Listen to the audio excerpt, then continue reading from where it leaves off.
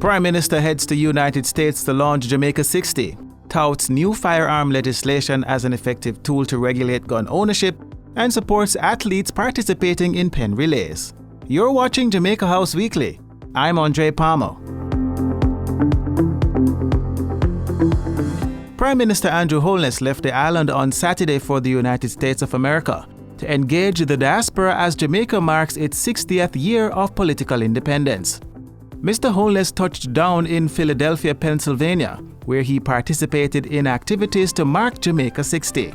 The Pennsylvania stop also saw the Prime Minister attending the 58th Pen Relays.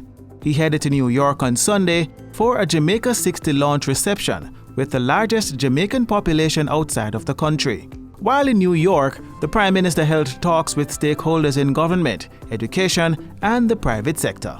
Before his return to the island Monday, Mr. Holness was interviewed on Fox 5 New York. He used the opportunity to promote Jamaica's Diamond Jubilee to be celebrated on August 6. It is also a period of celebration where we think about our achievements and in the areas that we have fallen short.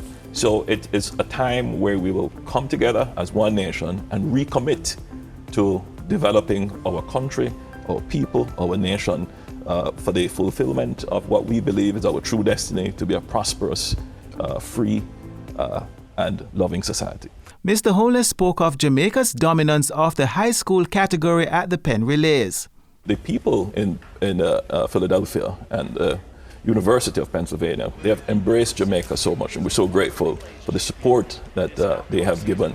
And it is really a great display of athletic prowess, and Jamaica did very well there. The Prime Minister also encouraged visits to Jamaica, disclosing that most COVID-19 restrictions had been lifted.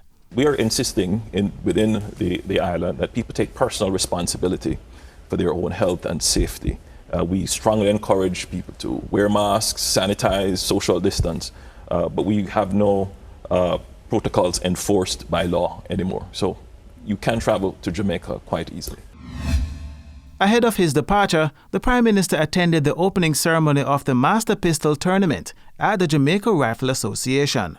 He told the gathering that the new Firearms Act would have the dual impact of effectively regulating private gun ownership, while dishing out harsher punishment to persons found with an illegal gun. It will be a space where the people who own firearms are certified, both technically and in terms of fit and proper, meaning that they have established a need for the firearm, and they have established that they are responsible and that their track record has been one of good, upstanding upholders of the law and public order. Mr. Holness is also calling on well-thinking Jamaicans to support the Get Every Illegal Gun campaign. Jamaica does not have a problem with legal firearms.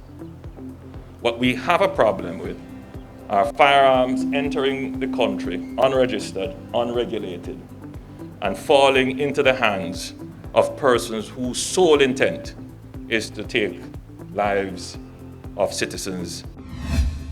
Prime Minister Andrew Holness celebrated Medical Laboratory Professionals Week.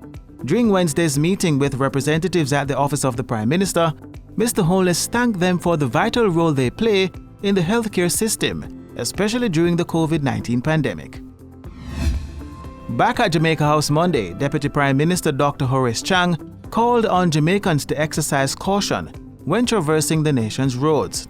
The Deputy Prime Minister's urging follows Monday's death of Corporal Donald Carr, who died from injuries he sustained in a motor vehicle crash on the north-south leg of Highway 2000.